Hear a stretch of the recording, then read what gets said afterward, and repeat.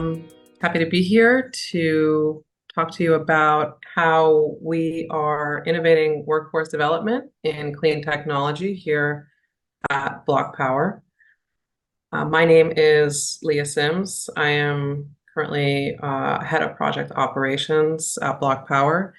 I've been in the clean tech industries for 25 years now, everywhere from developing and installing solar projects to designing and installing geothermal and creating high performance buildings. Especially my core passion and focus is really in energy efficiency and retrofitting existing buildings. For about a decade, I was a home performance contractor, training folks both in the field and in the classroom. And I was a building consultant working on multifamily affordable housing, performing energy audits and retrofits for about another decade of my career.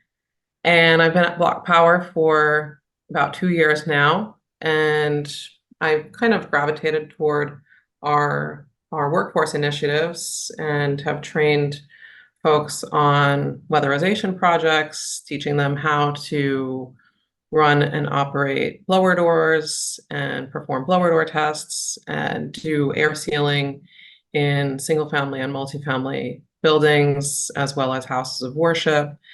My most recent project, which I'll talk a little bit more about later, is having developed a 4-week air source heat pump course with Goodwill and Accenture, and that is currently running in its pilot phase. So I'll get more into that in just a little bit. So let's jump in. A little bit about Block Power. So we are a technology company focused on making buildings smarter at scale to reduce emissions, all while improving indoor air quality and creating new jobs. This we like to call the decarbonization ecosystem.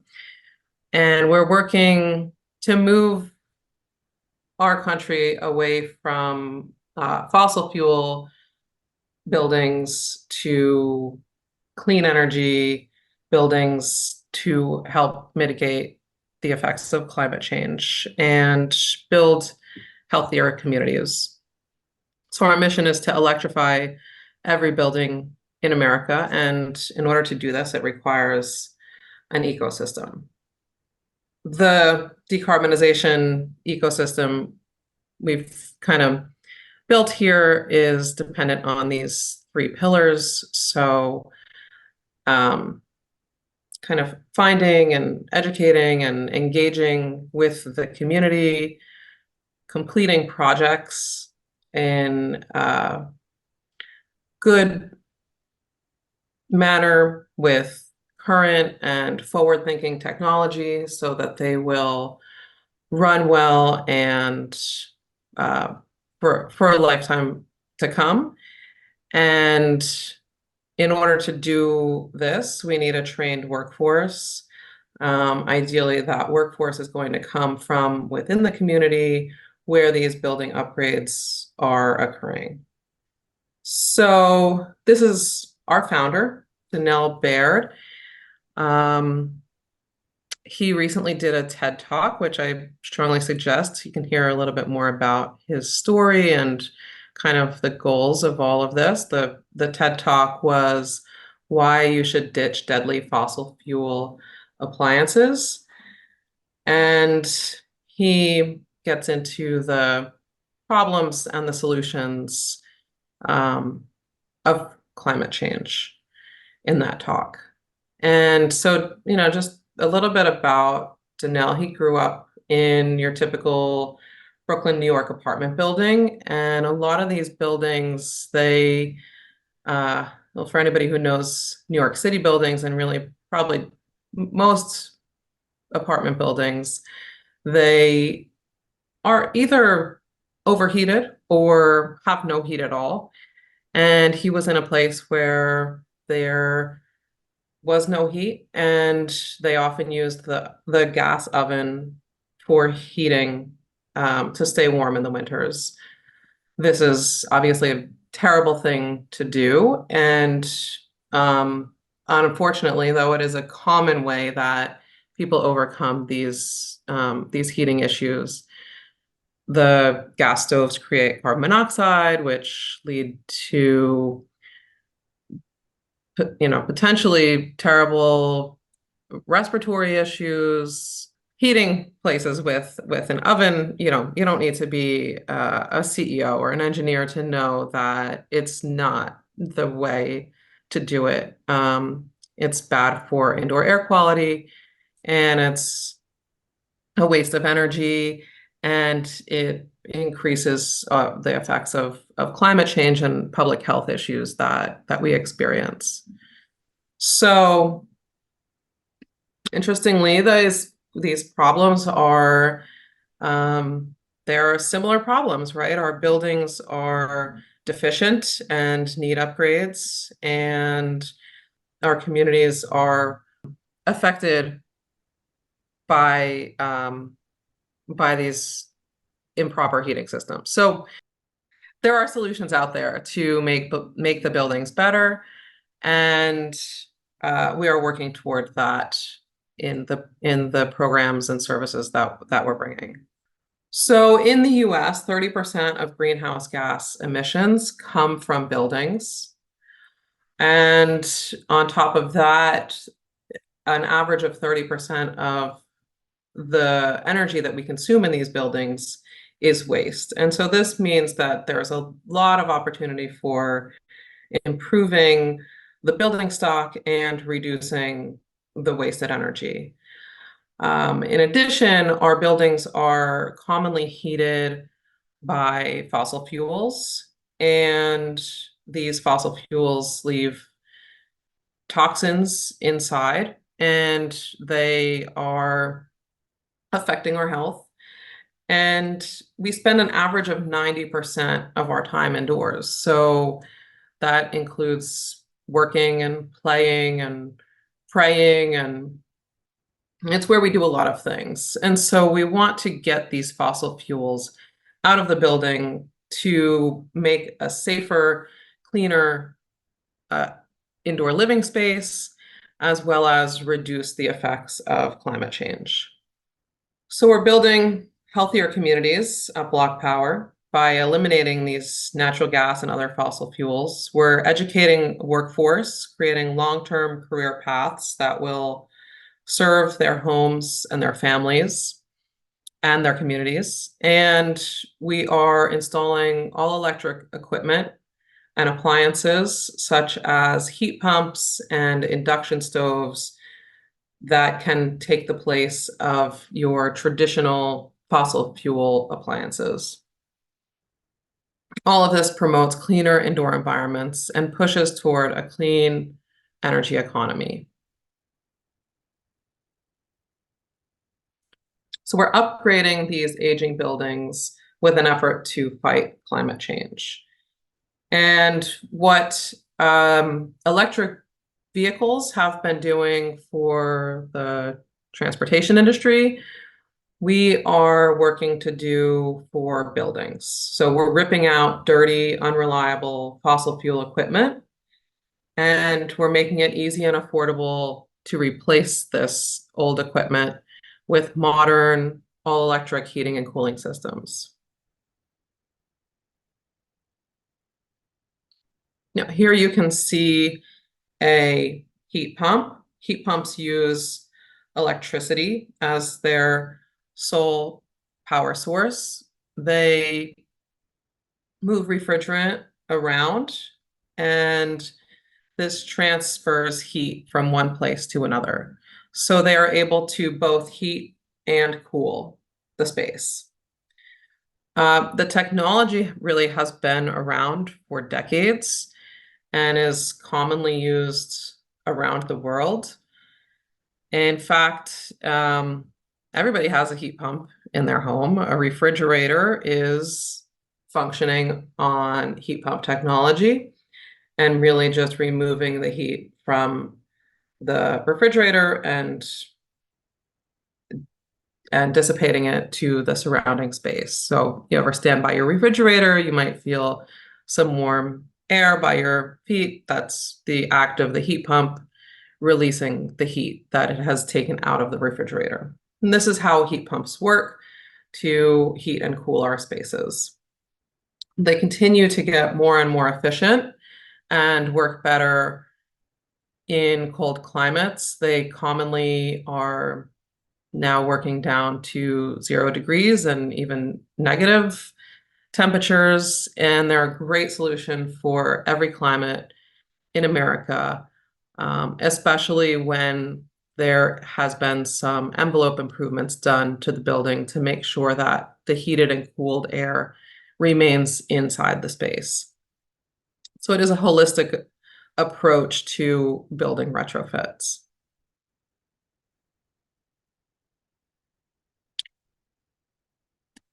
In order to make this all a reality, we work with many stakeholders to decarbonize buildings. The transition we're talking about here is a full market transformation, and it can't happen in a bubble. We're working with various stakeholders in order to achieve this. So to deliver programs and projects, we take a really broad approach in engagement. We work with government and public entities to make sure that we're staying up to date with goals and master plans and what the latest incentives are. And we're working with private capital providers to make projects accessible so they can spread payments over time. These projects often come with a high upfront cost that can be challenging for most people to undertake upfront. And so providing financing options is really key to success. We are working with corporations and foundations to help them meet environmental stewardship goals, providing them with carbon credits. And we work with community stakeholders, all of which include building owners, the workforce, of course, and the workforce includes careers in blue collar and white collar jobs, and that really comprises the green collar industry. And we work with local contractors who will be performing the work across the country. This brings them jobs and also helps them realize that this market transformation can be also a sound business transition for them, and helps to encourage them to stay up to date with the latest technologies.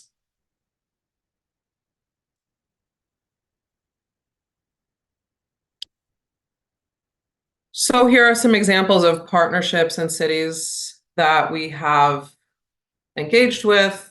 We have been working with the New York City Criminal Justice Department on major workforce development program for the past 3 years. We are working with the city of Ithaca on citywide building electrification. They were the first to adopt a goal to electrify all their buildings by 2030. We're working with ComEd on software and lead generation. And we have a program in Denver, Colorado, to upgrade buildings. And also the city of Cambridge doing building upgrades. And we also have a workforce development program in Boston, which I'll talk about in a little bit.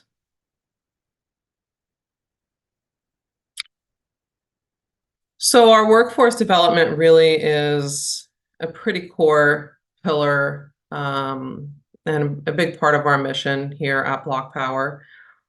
Our Civilian Climate Corps is what we call it, and it develops career opportunities for participants from historically left out communities.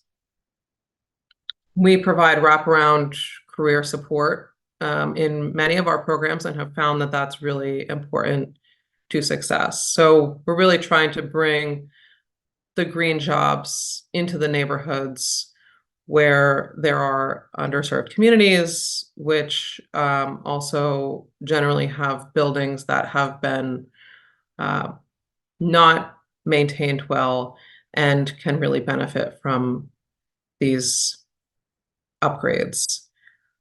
We've trained about 6,000 individuals from communities adversely impacted by gun violence and other challenges.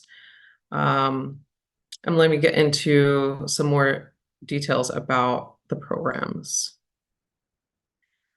So our Civilian Climate Corps is developing career opportunities in historically left out communities.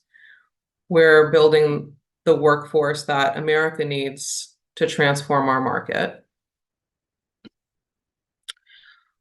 We are creating career opportunities for participants. The opportunities are long-term and wide-ranging. There are open job opportunities that not only require field skills, but also computer and administrative skills. So there's really something for everyone in the green economy. We are strategically working in communities in order to promote environmental justice. So many of our programs are in underserved communities. We are providing training in industries that are going to take place of fossil fuel. And we're teaching skilled trades. So we're teaching our participants how to perform energy retrofits, how to reduce building emissions, and really overall how to make communities healthier and more resilient for decades to come, and so our future generations can enjoy a clean and sustainable world.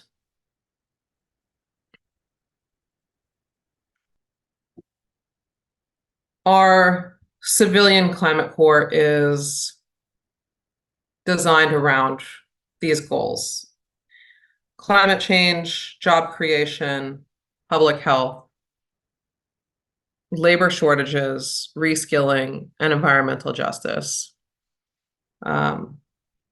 We really are transforming a market here, and we need to improve the number of skilled tradespeople that we have to do the work.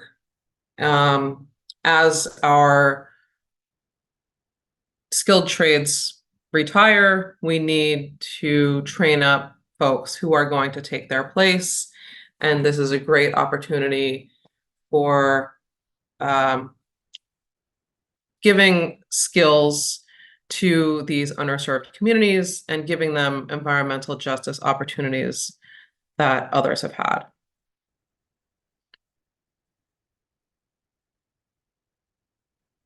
So I'll talk a little bit about a few of our training programs.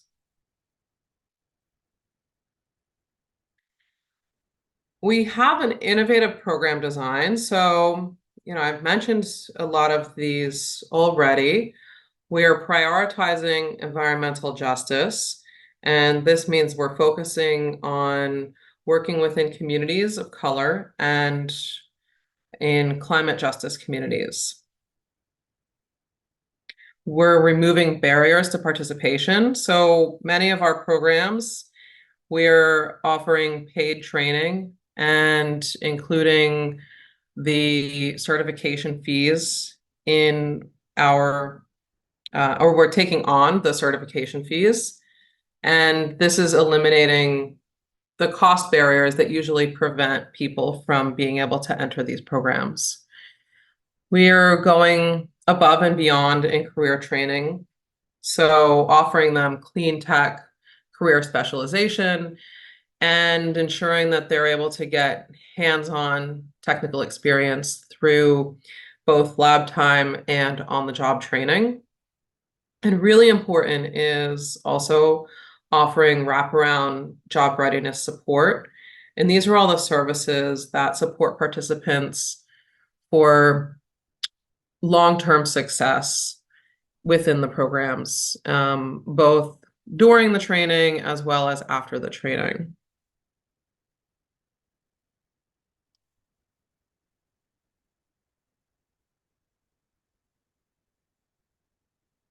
So this is our New York City program. This is really where we kind of got on the map with our workforce development programming.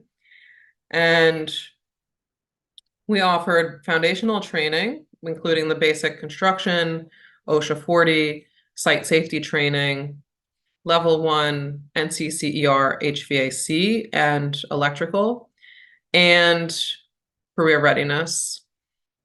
And this is an 8-week program that we have been offering for the past 3 years in New York City. There's also specialization training that has been offered to the students, including energy auditing, community Wi-Fi installation, how to perform site surveys using technology like augmented reality, in installing solar systems, installing EV chargers, how to code and perform software development, how to operate drones, and how to install HVAC systems, especially heat pumps. So a variety of specialized training programs have been offered to the students over the years.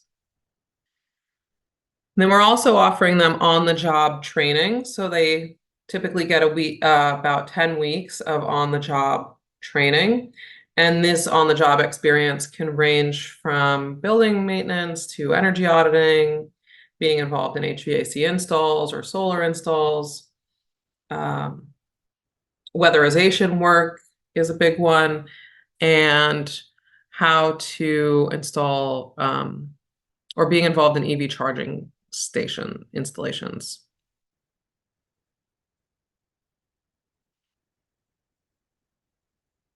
And so all of this really offers a holistic approach to workforce development, included with these wraparound services. So making sure that they are prepared to enter the job and the workplace once they're done with their training and they're not having day-to-day interaction at the training centers.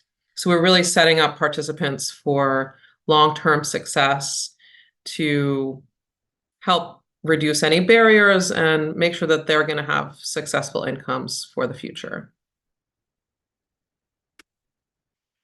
We've had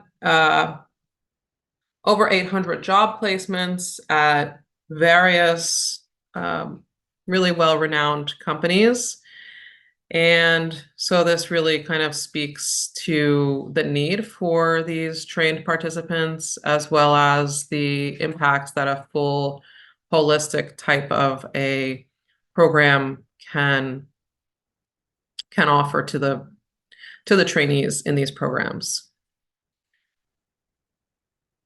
So another training program that we have been working on for the past 6 months or so. This is with Goodwill and Accenture. The course is 5 weeks long. It's an air source heat pump installer course. And these students are learning about how to install heat pumps, various indoor unit types, and they're getting their EPA 608, which is making them highly employable. It's very important in the heat pump field. It's a very important certification. Um, and then, of course, the basic construction and OSHA OSHA training as well. So this course is a combination of classroom and lab time. As I mentioned, this course is currently being piloted. We've just finished up um, our first round, our cohort one, and they were able to do um, both hands-on and classroom learning in all of these areas. Kind of taking uh, a an industry and sort of packaging it up neatly for these students to get a pretty broad understanding so that if installing heat pumps is not necessarily for them, they understand that there are opportunities in air sealing and weatherization. They understand how to wire thermostats and do electrical connections. They're understanding the basics of ductwork, and they even get a chance to perform a manual J calculation to understand how to properly size HVAC equipment.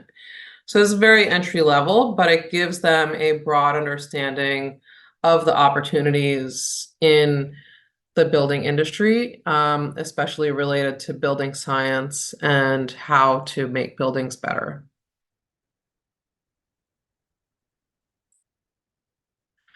Um, I just am throwing up a bunch of the pictures from this course. I mean, this happens to be kind of my core project for um, the past 6 months that I worked to build up from the ground. My first time building a lab-based training program. And so just super proud of all of these participants for how involved they were and how engaged they were and how well this course went. They were able to work with tools that many of them had never seen before. Um, they're mounting heat pumps, they're doing critical thinking skills, kind of trying to talk through and think through proper placement of the equipment.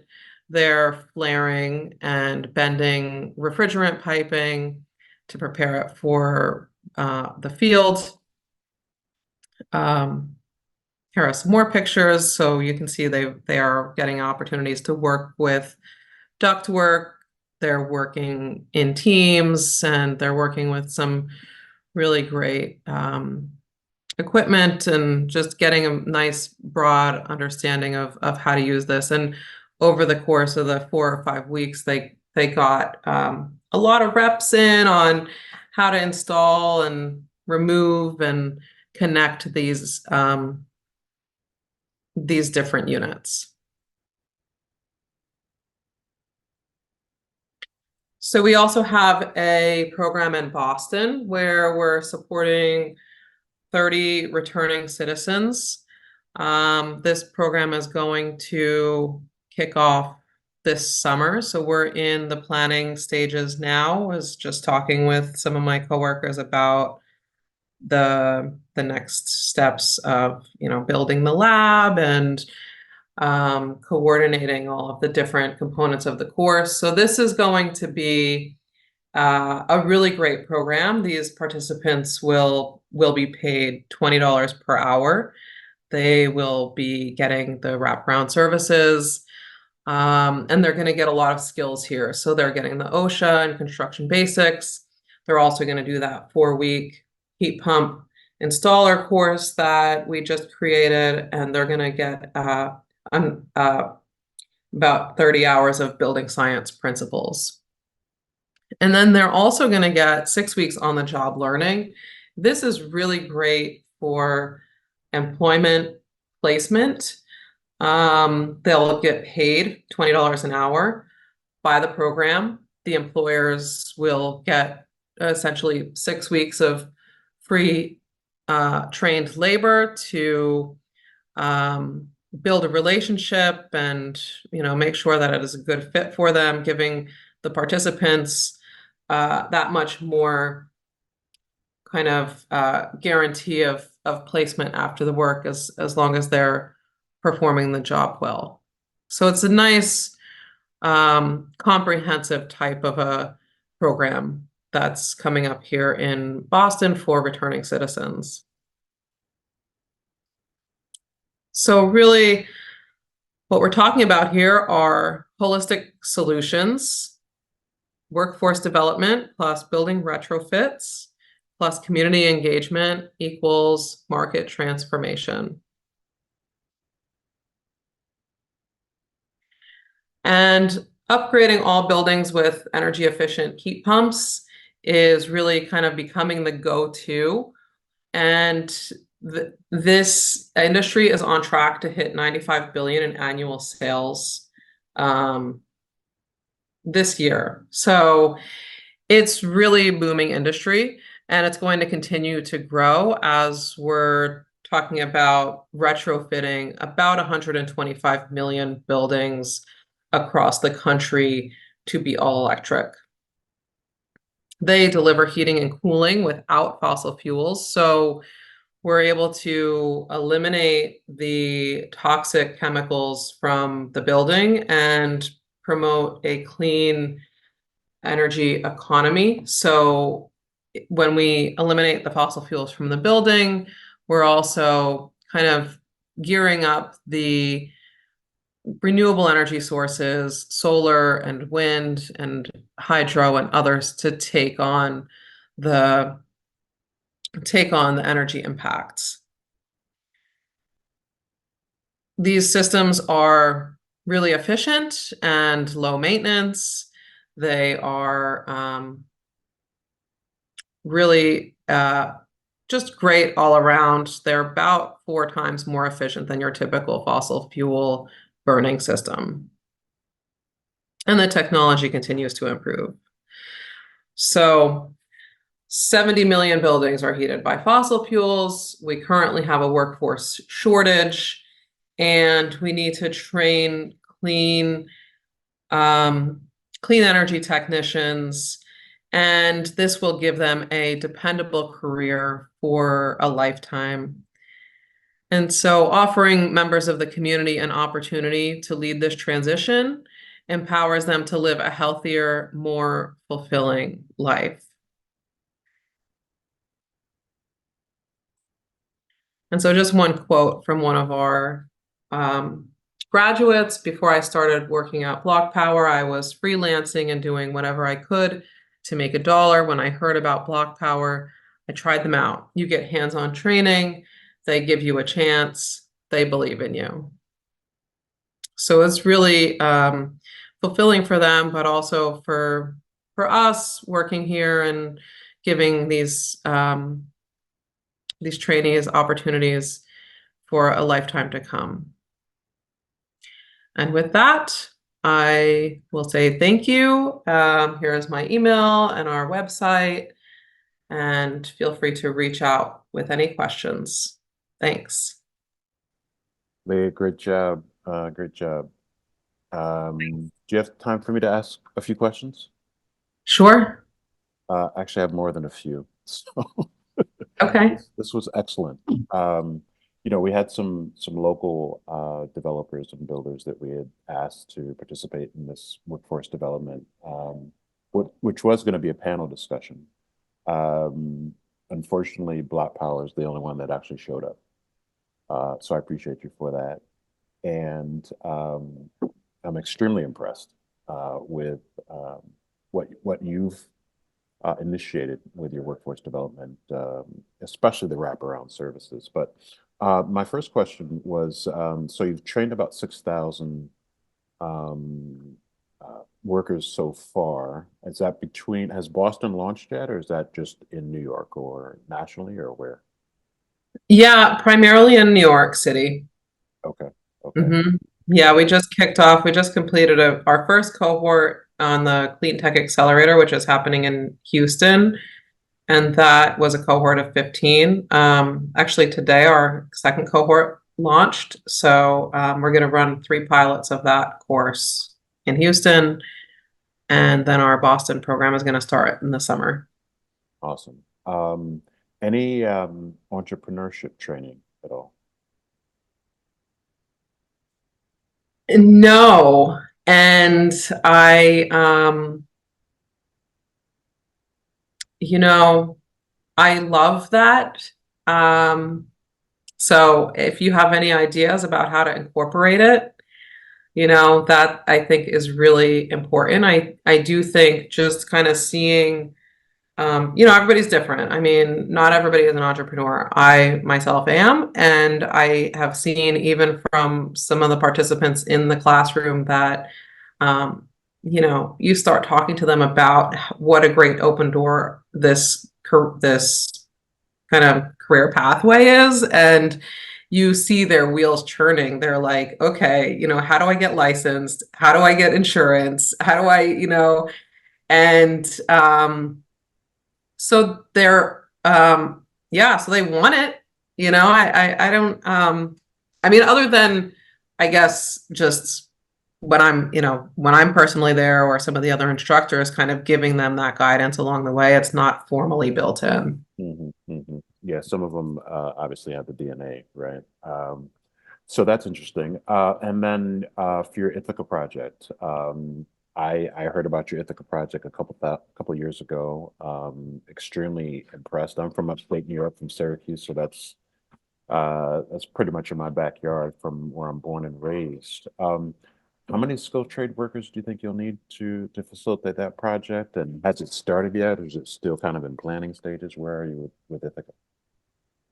Yeah, well, it's I mean, 2023 was really our first year, our first like full year there. So what we have done is we've been working with CCE, the Cornell Cooperative Extension up there, um, in their workforce development program. So we've also been training folks up there how to perform weatherization work, and really starting to have the conversations with the building owners. We've completed a few projects up there as far as electrification, but a few dozen as far as weatherization. So, you know, this is the thing, is like electrification it's a journey. It requires so many different players to be involved. So I mean, 2030 on one hand is right around the bend, but once things start to take off, it might start to feel a little bit more achievable. Right now it feels like a big undertaking. It's just so we're clear, just so everyone understands, this isn't just, like 4 or 5 buildings in Ithaca, or like a company's portfolio buildings. This is like all the buildings, yes? It's like a massive Yes, undertaking. yes, all the buildings. All the buildings in a city. It's like 6,000 buildings. Yes, this is a major project. Okay. Few more Yeah. questions here. Any real-time indoor air quality management training? We're actually working on launching a program around indoor air quality management in New York City right now, currently, as we speak. So check back in a couple of months and maybe I'll have some more info on that one. Got it. Great. It sounds like the wraparound services that you put together seem to be the secret sauce, because what we've heard from other, developers here in our market here in Baltimore is that, where the workforce development training part kind of falls off is the workers are trained at different and they're apprentices, but they're not quote unquote shovel ready. And transportation can be an issue, and the support services. So, um, can you talk about maybe some of the um, barriers that you found with the wraparound services? And I see it as a secret sauce. I don't know if you see it as that as well. No, it absolutely is. The wraparound services and also the paid training. I mean, those are really kind of, those are two pieces that really help make this a reality. Um, I think that, challenges with wraparound services are um, getting folks to open up to you. That's so actually it's been really nice working with Goodwill. I mean, they're truly experts in this. They've been doing workforce development for, I don't know how long, but they're, one of the biggest workforce development providers in the country. And so they had all of that kind of baked in to our recent Clean Tech Accelerator launch. I know I was in class. It was actually it was actually one of the last days of class, and we were doing like hands-on lab testing, and a student was wiring up a thermostat, and I don't know if you know anything about wiring up a thermostat, but it's yeah, whatever, 5-minute task. Um, maybe a 10-minute task. And so I'm checking in and he's telling me, yeah, this is how I need to do it. I need to, put the blue wire by the C and the wire by the yellow, and telling me exactly, what he needs to do. So I come back 5 minutes later, still, fumbling around. And I check with him 2 or 3 times over the course of about 20 or 30 minutes. And so I finally, say to him, hey, what's like, exactly what you need to do, like what is going on here? And he's like, well, I don't have glasses, I can't see. So it's things like that where I mean, until you're given the task, it's like maybe he knew, maybe he didn't know, but until there was somebody there who was really kind of on him to see if what was going on, that it just never was brought to the attention, right? So things like that, I think, is Was it like a pride thing or what? I think no, I think it was just he he didn't have he was sad, he was probably sad about it, and didn't know how to ask for the help. Yeah. Yeah, I love the clean tech accelerator, the clean energy technicians. So you said you're training, and I think I heard you say Boston, Houston, New York. Are there other places where you're currently launching? And if someone's watching this and like, hey, we want to partner with you to launch in our city, kind of how does that work? Yeah, well, we're launching, we also have a Philly program that will be launching in late summer. And we're working with a few workforce programs in California, Menlo Park and San Jose. I think if any other cities want with us, you can reach out. I guess is fine, or you can go to our website and fill out a request form, and we'll should I say my email, or I don't know. You kind of can. um, Yeah.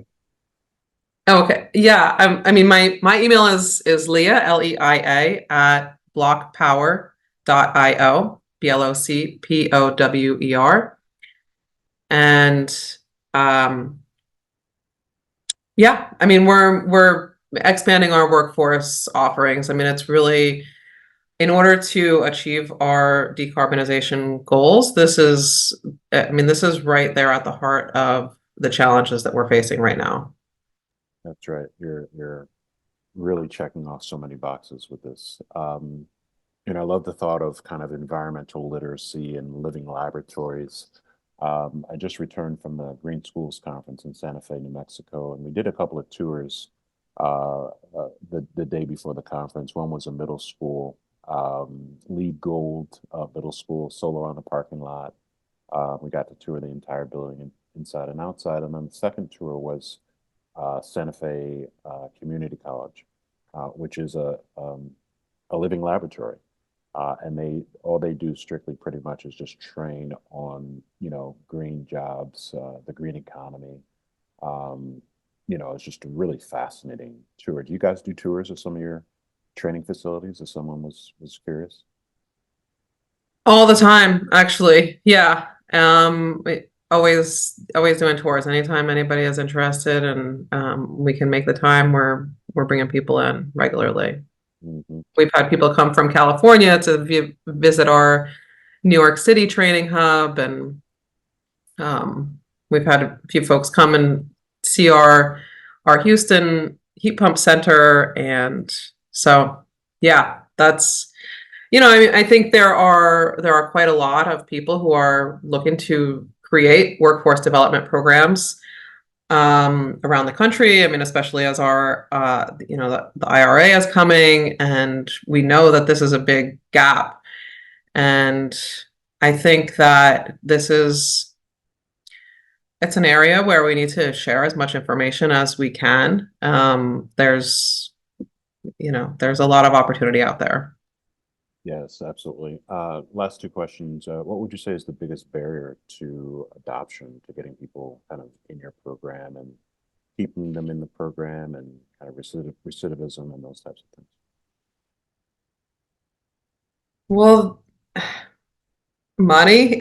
These programs are they're really expensive. I mean, I think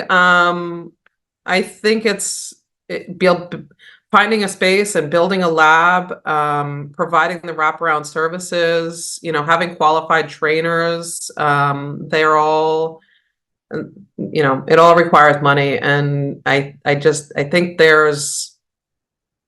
we need to put more money into this part of the industry because I mean, it's kind of gonna solve it all. If we have enough skilled people out there, then we're going to be able to transform our market in the way that we want to. Hmm. So Baltimore City uh, spends about $15,000, 15,200 per student, K through 12. Have you guys kind of come up with a number of what it costs to train each person? Yeah, I mean that's actually a kind of, inline number of what we've seen for like an 8 week or a 12-week program. Um, Providing all the additional services. We've ran numbers of, like for our Clean Tech Accelerator program, just to kind of launch it and be prepared for 2 years. Something like 1 million to 1.5 million for that type of program. So yeah, it's costly, but it comes with great return. Sure, sure, sure. Last question. Lessons learned. So knowing what you know now versus when you first started launching your workforce development program, what are some things that kind of stand out as lessons learned? Yeah, employer engagement, improving, I think improving placement kind of across the board, whether it's helping the students, empowering the students to be better at finding their own jobs, not kind of giving them, we would want them to feel empowered, and not like coddled, like not that, hey, we're not going to be able to find you a job forever. And hopefully we'll be able to find you a job when you leave here. But we want them to feel empowered to look for a job, to be able to kind of speak highly of the skills that they have learned. We want employers to know that the skills that we're teaching them and the people that we're sending to them are coming with skills that are valuable. Um, and so I think that the placement piece is that's been challenging. Yeah, this is great stuff, Leah. Really informative. Thank you for answering all my questions. I didn't prepare you for them in advance.